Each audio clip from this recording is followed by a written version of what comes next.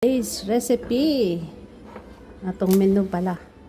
Kuan laksa. No? Laksa.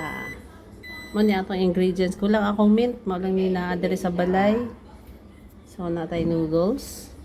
And then na atong soup.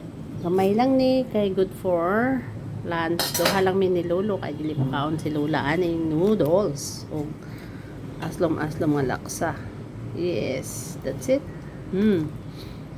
Yummy, yummy. Abukalo na tong tarong, no? So, iserve na ko si Lolo. Yan.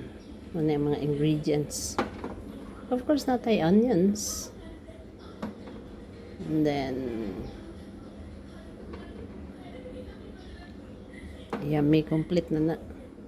Kita ninyo ang sili. Yan. Natay bunga. Sorry, nakalimot ko sa pangalan sa flower. Lotus flower, yes. Okay. Ni ato ang set. Okay, kaon na ta sa atong laksa.